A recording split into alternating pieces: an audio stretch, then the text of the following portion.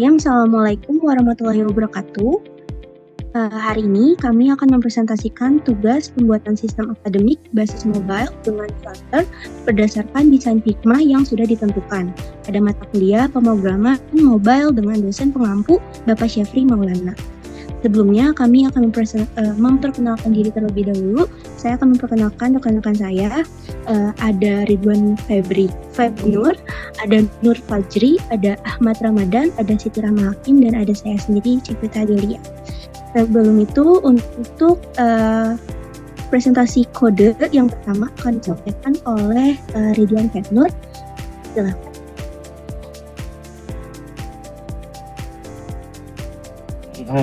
Saya lanjutkan. Di sini saya akan mempresentasikan kode dari referensi desain yang sudah dicantumkan di LMS. Coba kita lihat ke LMS-nya dulu. Di sini yang dimana itu ada 16 screen atau 16 halaman. Ini dimana diantaranya ada login, register, tampilan home dan lain-lainnya. Dan di sini saya sudah membuatkan beberapa fitur yang sesuai dengan desain tersebut. Ya, di sini tuh ada saya masukkan ke dalam yang namanya folder fitur. Di dalam folder fitur itu ada fitur change password, ada forgot password, dan ini untuk codingan change passwordnya. Begitu pula dengan forgot password. Selanjutnya ada halaman home. Selanjutnya ada fitur informasi. Selanjutnya itu ada fitur KHS. Selanjutnya lagi ada fitur KRS. Dan selanjutnya ada fitur login. Dan di sini saya sedang berada di tampilan halaman login, yang dimana itu dari halaman atas ada logo dari UMT-nya sendiri, dan setelah itu ada tulisan Siakat FTF UMT. Di sini saya akan coba mengubah nama username menjadi login. Ya, di sini dia berubah ya, berarti menandakan ini bukan template atau gambar.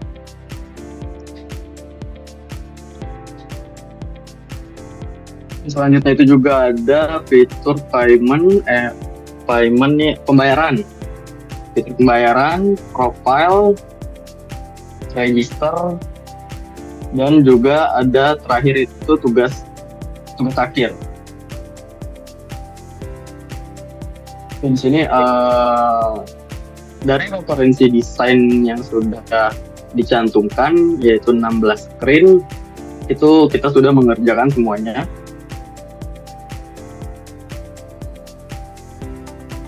Dan mungkin untuk dari setiap hasil per halaman akan dijelaskan oleh selanjutnya itu Fajri, yang dimana Fajri akan menjelaskan tampilan halaman login, register, lupa password, dan halaman home. Di sini saya lanjutkan untuk pembahasan mengenai halaman login, register, dan lupa password. Sama di halaman login dulu. Jadi fitur login ini sebenarnya sistem yang dibuat untuk mengautentikasikan pengguna biar atau hanya pihak tertentu yang dapat berhak mengakses data akademik gitu. Bisa berupa mahasiswa, dosen, maupun admin gitu, seperti itu. Di sini bisa kita lihat ada dua form yang harus diisi. Pertama ada username, dan kedua ada password. Ketika memang pengguna sudah memiliki akun, pengguna bisa langsung menggunakan fitur login tersebut. Next. Kemudian saya akan membahas mengenai tentang registrasi akun, di mana halaman ini dipergunakan kepada mahasiswa ataupun sivitas akademik yang belum memiliki akun gitu. Nah, di sini dia ada beberapa data lah yang harus diisikan. Pertama ada nama lengkap, email, nomor induk mahasiswa, dan password gitu. Nah, di bawah ini ada button bernama daftar. Jadi ketika sudah diisi semuanya, kita langsung klik daftar dan akan kembali ke menu login, track direct. Seperti itu. Lalu ada fitur lain di mana setiap mahasiswa atau pengguna yang tidak memiliki akses atau sudah memiliki akses namun lupa terhadap passwordnya, masuk ke dalam fitur lupa password. Nah, fitur lupa password ini pengguna yang lupa terhadap akunnya diminta untuk mengisi formulir. Formulirnya itu formulir email. Di sini kita contohkan pakai example.gmail.com, kita coba masuk gitu. Nah, ketika memang sudah, nanti akan diarahkan kepada fitur-fitur lainnya. Selanjutnya ada pembahasan lain dan fitur-fitur lain yang akan dibahas oleh Siti Rahma. Waktu dan tempat dipersilahkan.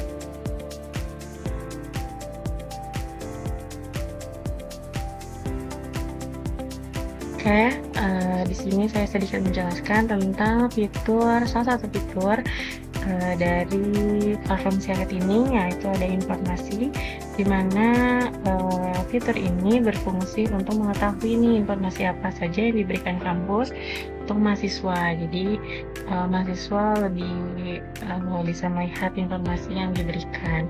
Lalu ketika kita klik informasi lebih detailnya, ada detail informasi.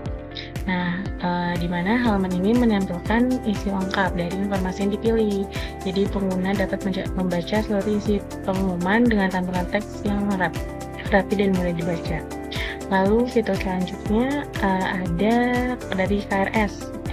Nah, dari KRS ini adalah satu rencana studi di mana para mahasiswa dapat memperlihatkan data perkuliahan berdasarkan semester.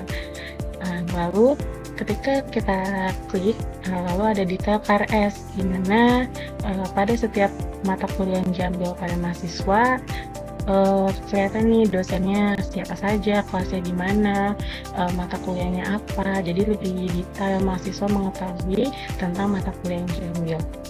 Lalu fitur selanjutnya akan dijelaskan oleh rekan saya, yaitu Ahmad Ramadan.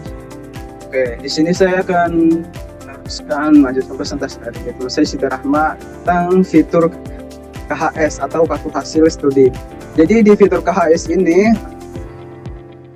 para mahasiswa bisa melihat tentang keaktifannya, tentang IPK-nya para mahasiswa di kartu hasil studi ini. Next. Nah, terus di sini juga ada fitur detail KHS ya teman-teman.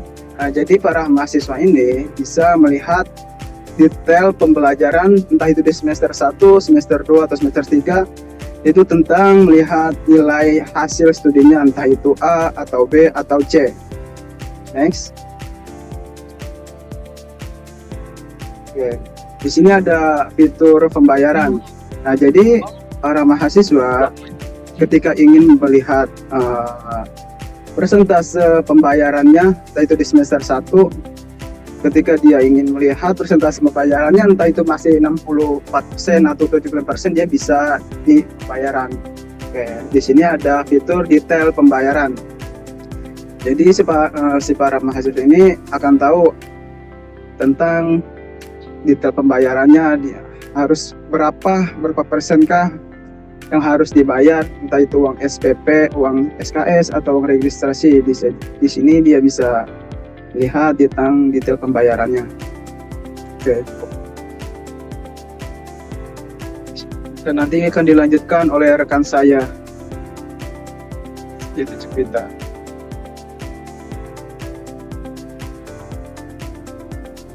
Baik, kita akan lanjut ke beberapa fitur terakhir yang akan dijelaskan oleh saya sendiri. Kita masuk ke fitur tugas akhir, di mana di tugas akhir di sini ada dua pilihan, ada kerja praktek dan skripsi, sesuai dengan kebutuhan mahasiswanya masing-masing. Kita mulai ke kerja praktek yang jika ditekan ini akan memunculkan detail kerja praktek. Ada detail kerja praktek di sini, ada detail pekerjaan mahasiswa yang sedang dikerjakan, mulai dari judulnya, tempat penelitiannya, alamatnya, lalu pembimbingnya. Dan di sini di bawah ada beberapa detail tambahan yang sedang dikerjakan. Jadi sektor ya, jadi dia detailnya itu akan berubah detailnya jika sudah dikerjakan. Nah, selanjutnya kita akan masuk ke skripsi.